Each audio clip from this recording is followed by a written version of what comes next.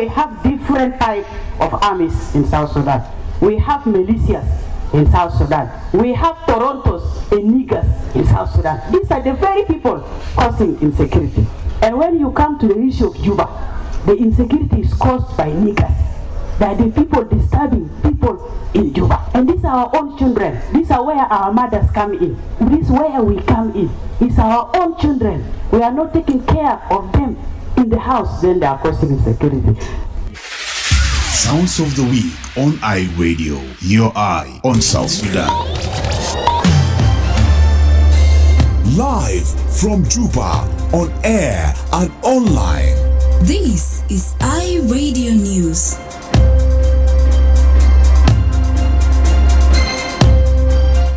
Hello, this is iRadio News. First, here are the headlines. The National Parliament has unacceptedly adjourned a highly anticipated sitting scheduled for Tuesday, where top ministers were expected to answer questions over dispute over South Sudan international borders and internal borders. Civil Society Group Center for Peace and Advocacy has called on the unity government to fulfill constitutional and moral responsibility to protect citizens and provide basic services across the country. The National Parliament has unanimously resolved to summon the country's security minister over the growing insecurity in different parts of the country. These stories and more are coming to you in this bulletin with me, Diko De Andrew. Now the news in details. The National Parliament has unacceptedly adjourned a highly anticipated sitting scheduled for Tuesday, where top ministers were expected to answer questions over dispute over South Sudan's international borders and internal boundaries. Last week, the Parliament, some foreign affairs, defense and national security, interior and land, housing and urban development.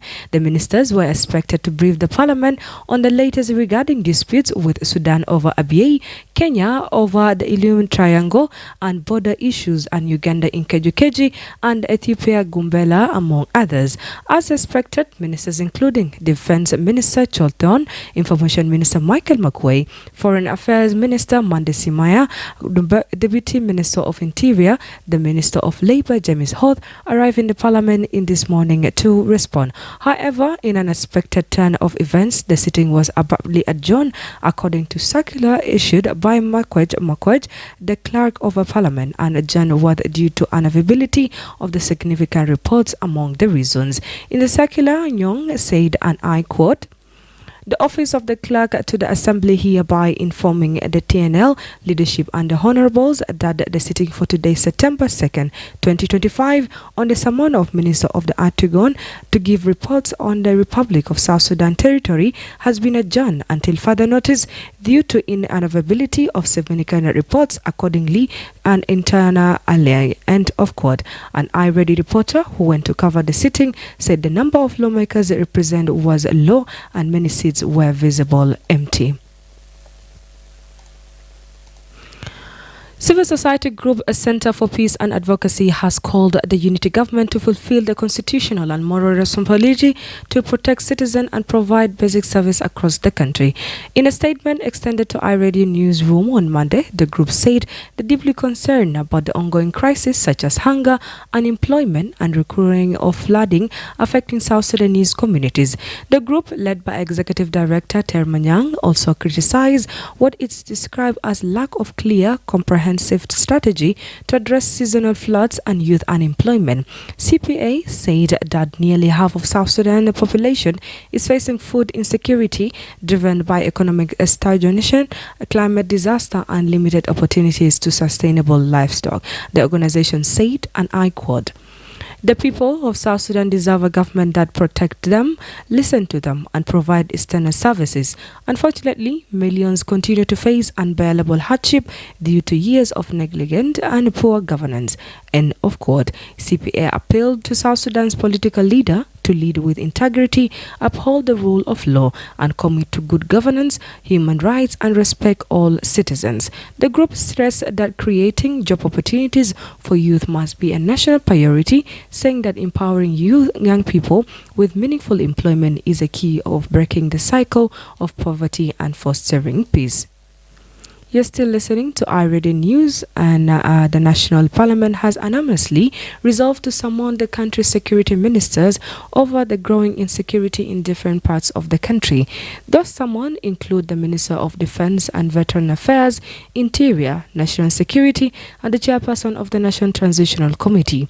The resolution followed a motion tabled by Paul Young, who raised alarm over ongoing violence, including revenge killing, cattle raids, road ambushes, looting and child abduction, which he said have continued to claim lives since 2013. One said a call for urgent action to restore peace, and have to be saying this. Our citizens who are paying a heavy price should come to a speedy end. After all, what is the population of the Republic of South Sudan for us to continue seeing our people killing themselves? This House should push for peaceful coexistence and provision of quality service delivery in terms of health, in terms of education, and in terms of security. It is time to say enough is enough, because, Right Honorable Speaker, the next death is either going to be you or me if you allow the state of affairs to continue or to go as it is today. He proposed holding peace and reconciliation conference in all states and administrative areas involving faith leaders and enabling MPs to engage directly with their communities. During the debate, lawmakers stressed that the insecurity is widespread and not limited to a specific region. Some MPs raised concern about the reported presence of foreign forces in the country, while one lawmaker questioned report of matters shelling in Kajukeji County, Central Equatoria.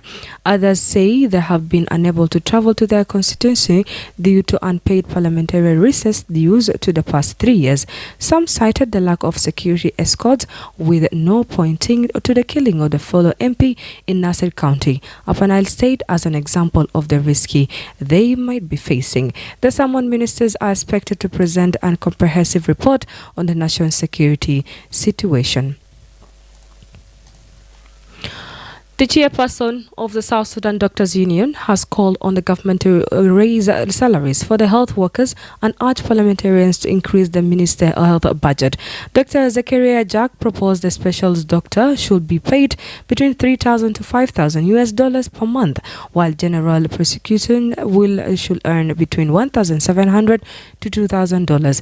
According to Dr. Jack, this will be motive for doctors to motivate doctors and retain them in public hospital.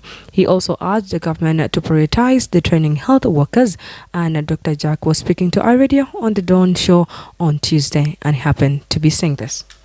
كل المستشفيات الحكومية في جنوب السودان عندنا مشكلة بتاعت البيئة الصحية ذاته مشكلة، بإضافة ذاته الكوادر فيه. طلع حصل الدكاترة الموجودين عندنا هسه جايين من مختلف الدول، الأخصائيين إنه بيشيدوا بهم ذاته، حتى الدكاترة اللي قاعدين هسه كانوا زمن السودان موجودين، يعني ما في جديد. نفس الكوادر ده، لكن المشكله هسي البيئه. انا قاعد اتكلم منه موضوع السالاريز. هسي سالاريز يعني ما ممكن انا اقعد اصبر لمده شهر عشان يعني اصرف 100 ولا 150 الف.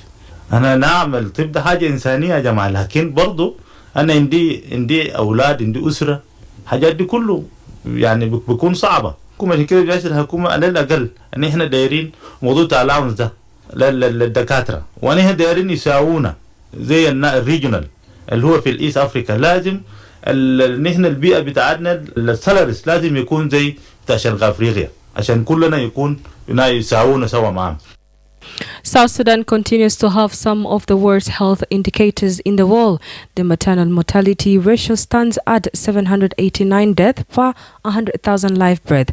The child mortality rate at 93 per 1,000 live births, and infant mortality is at 60 per 1,000 live births, according to the World Health Organization.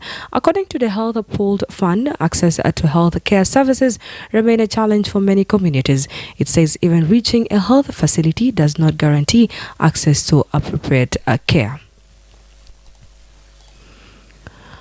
The press secretary in the office of the Jungule State Governor has distanced the office from a threat allegedly issued against civil society activist Bol Deng Bol on Sunday. This comes after Bol, the chairperson of Jungule Civil Society Network, told iRadio he was facing threats from the state government after criticizing new policies, including the creation of new administrative units within counties last month. Bol said a warning letter from the governor media team was issued asking him to sort further criticism of the government. It was early last month in August when the government policies of formation of new administrative units in the counties within Jonglei, had sparked criticism and disagreements among its communities. There are some chiefs that were not, agreeing or had actually rejected this new administrative units, the BOMA, across the state. So this, of course, I had an opinion. We had an opinion as a civil society, and in this opinion, we tried to question the policies of the government. What is the government actually working on, which is a good thing. So that also, of course, was criticized, and some government officials had a different opinions, and I was told to keep away from this. Today, this is because of this. These are the things that I know. That yesterday, because of this criticism, they then wrote a letter. Actually, was a post was written by a media team from the governor on behalf of the governor's press unit, and generally speaking for the government. This is according to that post, warning me seriously that this is the last warning. I should refrain from criticism and from criticizing the government of Jonglei. So I don't know what comes next. If now I'm warned and I don't stop criticizing, what they will do, we don't know. However, John Lual, the press secretary in the governor's office, said the office have no involvement in the statement. He said the post came from an individual who worked as a cameraman in the government office. Lual said the thread was not published on the official communication channel of the state government. He said the governor's office support the work of civil society, describing their role as a watchdog of the government. He also said the office will summon the individual responsible to explain the intention behind the post. He spoke to Ira this morning, and he happened to be saying this. Yes, he's a camera person. He's a camera video. He does video. So I need to question him why when I'm condemned on South Sudan Air TV and it's not official page for the governor, and why is he condemning and the president is there? Yes. So these are the questions now we are going to discuss, and we'll bring him into what? To ask him questions. Why has written a threatening statement to civil society activists? For civil society, you cannot threat them. You cannot threat the civil society group, which is very wrong. These are the watchdog for the government. No, it's a choice. Because I spoke with Bol, I said now Bol, I will look into this issue, and the person who wrote threatening things to you, I will bring him down. We will talk to him and we will discuss why he has written such things. On last news in the local, a member of parliament representing Fanga County in Jonglei State is calling for urgent humanitarian support as a severe flooding continues to affect the area. Speaking during a parliamentarian sitting on Monday in Juba, Mary Lorjog said raising waters have smashed a large part of Fangak, leaving people, including children, trapped. She urged the international community and the Minister of Humanitarian Affairs to respond quickly to the crisis. I arrived to inform the House that yesterday, the water have taken the whole Fangak, the areas.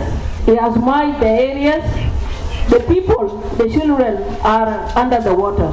I'm urging the international community and the Minister of Humanitarian to take urgent action again, those people who are suffering in whole Fangak. Right, Honorable Speaker. South Sudan is currently in its rainy season, which has affected parts of the state like Jungule, Upper Nile and Unity. The heavy rain have also smashed neighboring Greater People administrative area, displacing thousands of people and destroying crops and infrastructure. With that being, we came to an end with the local news. Up next is the international news with my colleague Francis Mukhtar.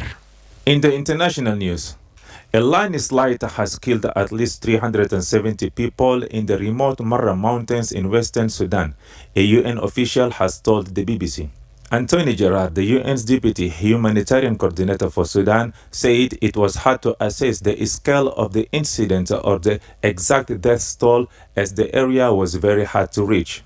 The armed group in control of the affected area had earlier said that at least 1,000 people had died. Elsewhere, Ghana's President John Mahama has fired the country's Chief Justice Gertrude Turkuno following a recommendation by an inquiry. She had been on suspension since April after complaints were lodged against her in petitions by 3 individuals, with the president setting up a 5-member committee to investigate. The commission found that grounds of stated misbehavior had been established and recommended her removal from office, the presidency said in a statement on Monday. Finally, U.S. officials has restricted visitors' visas for Palestinians by denying them to almost all applicants who use a Palestinian passport. Media reports say the development comes days after 80 Palestinian officials were denied visas ahead of the United Nations General Assembly in New York. Earlier in August, visitor visas were paused for people hoping to travel from the Palestinian territory of Gaza. That was the end of the international news. Now back to you, my colleague Diko D. Andrew.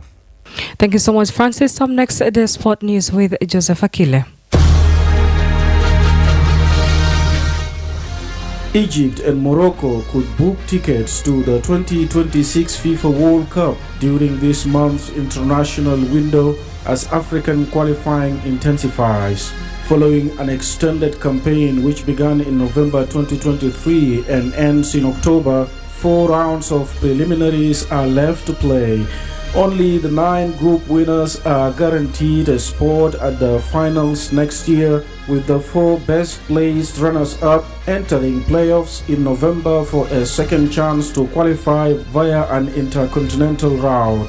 Cape Verde, Comoros, and civil war-torn Sudan are still in the hunt for historic qualifications, while Nigeria are in danger of an early elimination.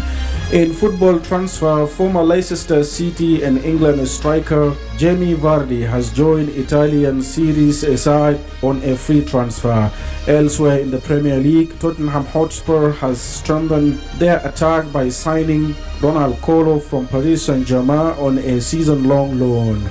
In a setback for Liverpool, their deadline day attempt to sign Crystal Palace defender Marc Guéhi collapsed before the transfer window closed. Meanwhile, Manchester City has completed the signing of goalkeeper Gianluigi from PGS following the sale of Anderson to Turkish giants Fenerbahce. Japan's Osaka, who gave birth to daughter Shai in 2023, knocked out American third seed Golf with a 6-3 and 6-2 win to reach the New York quarterfinals. Golf 21 came into her home Grand Slam clouded by uncertainty in her game, and it showed in a subdued performance. Osaka, seeded 23rd, broke into a coy but satisfied smile before clapping Golf, who made a hasty exit off the court. That's all from the world of sport. Thank you so much, Akile. And to end this news, let's remind ourselves with whatever that we had earlier on.